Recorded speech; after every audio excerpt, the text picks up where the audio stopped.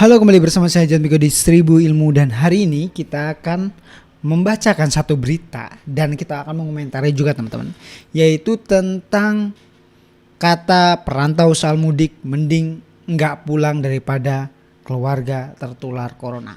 Ini darinya narasi dan videonya seperti ini. Biasa kan kita mudik kuningan ya, biasa ketemu orang sama anak, makanya sedih banget nggak bisa pulang kali ini.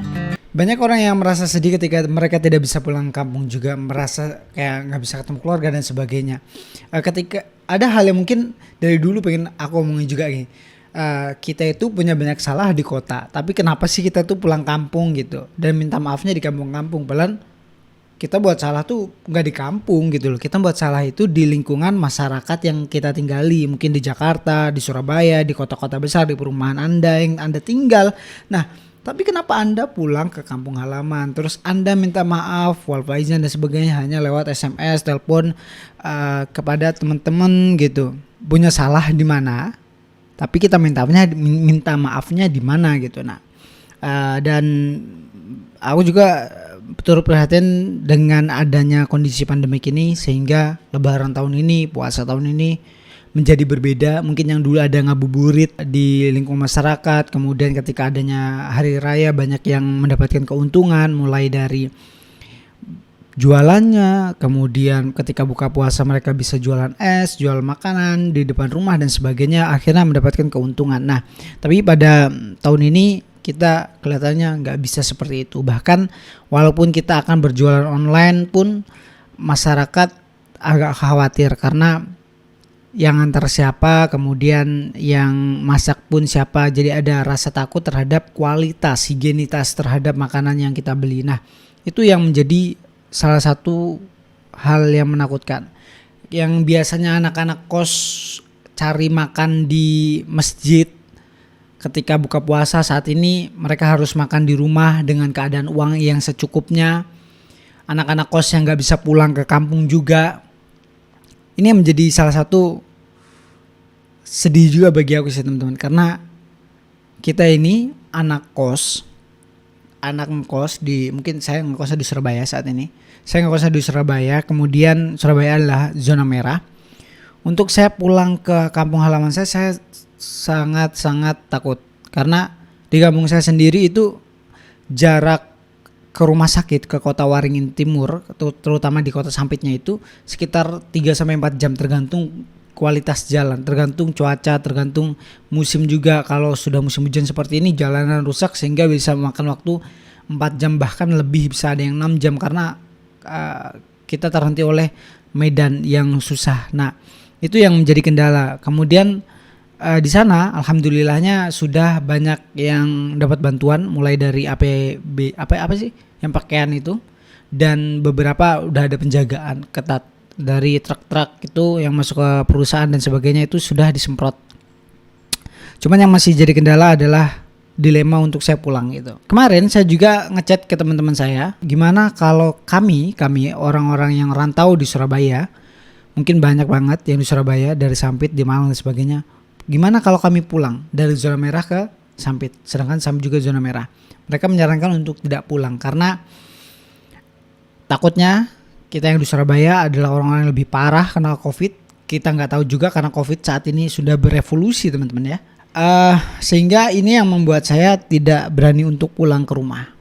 Kalaupun saya pulang ke rumah, bisa jadi akan membahayakan orang-orang rumah, membahayakan warga yang ada di desa saya.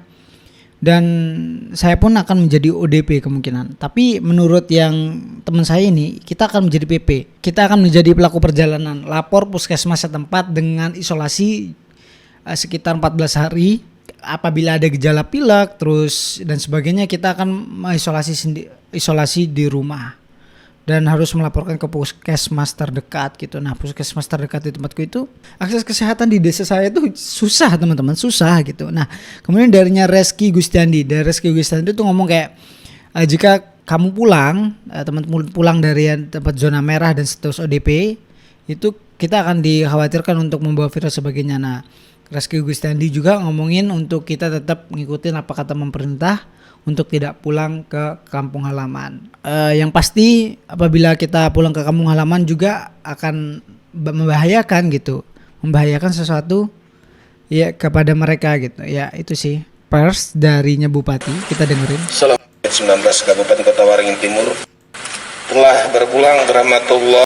Jadi atas COVID ini juga di Kota Waringin Timur sudah ada yang berpulang ke rahmatullah, dan ini menjadi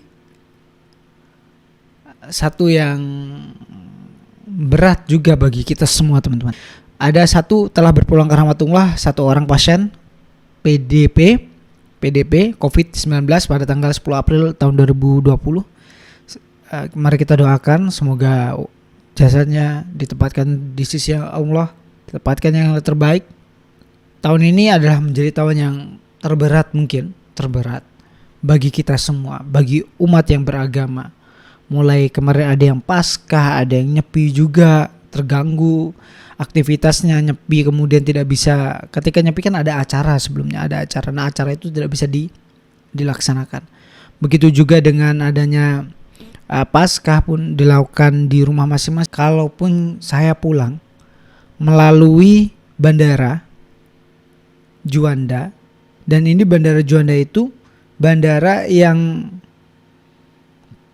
tempat akses di mana banyak negara itu lewat di situ. Cuman yang di sini tuh untuk domestik. Cuman kita nggak tahu kan kalau domestik mungkin ada yang turis dan sebagainya. Nah itu yang akan membahayakan. Nah di Jatim sendiri pada tanggal Selasa 14 April dikutip dari surya.co.id, update virus corona di Surabaya dan Jatim hari ini 14 April 2020 sekitar 208 positif COVID-19 dan 39 sembuh. Ini yang dinyatakan positif dan 39 yang sembuh dan masih belum. Alhamdulillah kelihatan masih belum ada korban. Cuman yang disampit itu yang sudah ada korban teman-teman. Saya nggak tahu kayak gimana lagi ya. Tahun ini tuh seperti yang berat banget ya teman-teman. Apabila kasus COVID ini sudah masuk ke desa, akan menjadi sangat susah teman-teman. Akan menjadi sangat susah. Karena kita tahu rumahnya di gunung-gunung, ya, di gunung-gunung, di desa-desa, ya pokoknya yang masuk pelosok-pelosok. Kalau kita masuk ke sana teman-teman, mereka tuh jauh dari rumah sakit. Belum tentu mereka juga punya uang gitu loh, yang kena itu. Iya kan, mereka kesini pulang, di sana di karantina, gimana?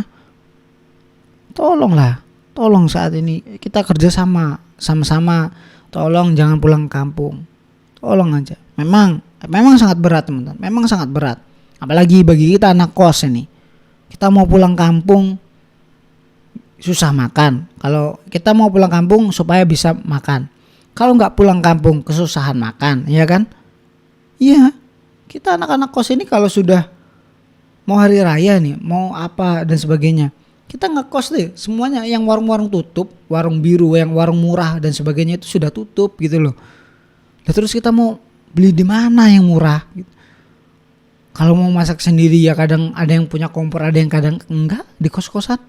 Terus mau gimana kita?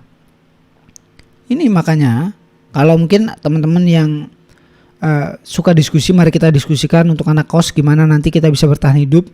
Mungkin kita buat grup atau gimana, kita catering, kita patungan rame-rame ya.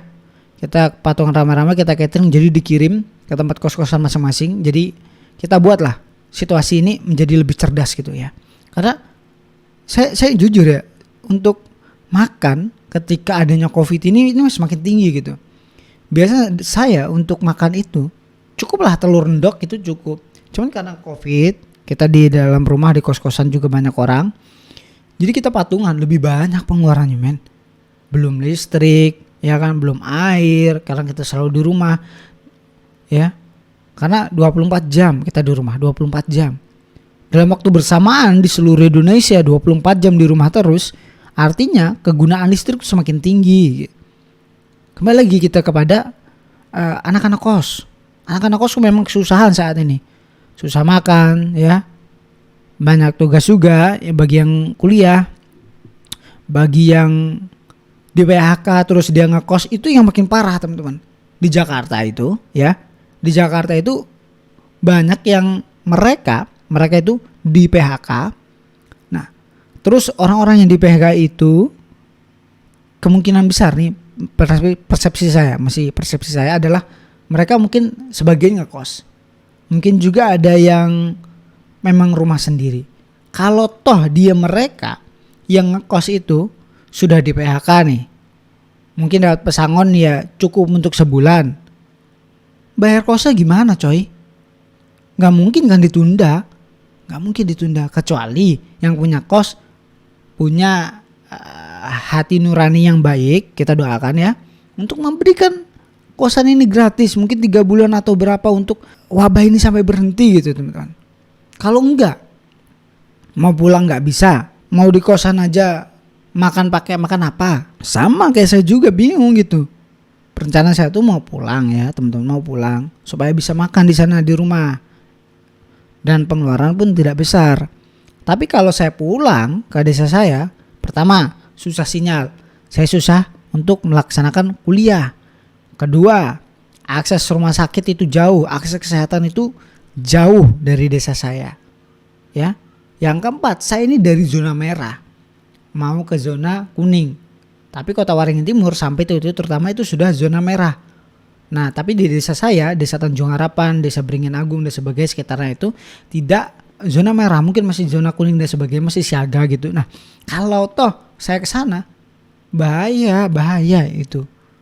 Jadi hari ini adalah hari yang mungkin sangat-sangat berat. Sangat-sangat susah sekali. Mari bersama-sama kita berdoa di hari yang fitrah ini, di hari yang suci ini. Mari kita bersama-sama dekatkan diri kita kepada Tuhan, dekatkan diri kita kepada Sang Pencipta. Mungkin waktunya ini kita untuk beristirahat teman-teman. Yang dulu kita sering puasa gak penuh, saat ini harus puasanya penuh karena di rumah aja. Mungkin yang dulu kerja keras ya udah di rumah aja dulu untuk puasa, beribadah, ngaji kita ya, berdoa. Terus yang non muslim yang gak melaksanakan ibadah puasa bisa berdoa juga bersama-sama untuk COVID ini. Kemudian yang mungkin biasa hangout, kemudian biasa reunian, ya udah kita reunian online, pakai Zoom, pakai WA, pakai apa, kita reunian online lah nanti ya. Kalau ada reunian online ajak saya. Itu aja sih. Yaudah sekian lah teman-teman. Salam dari saya Jatmiko. Assalamualaikum warahmatullahi wabarakatuh. Terima kasih.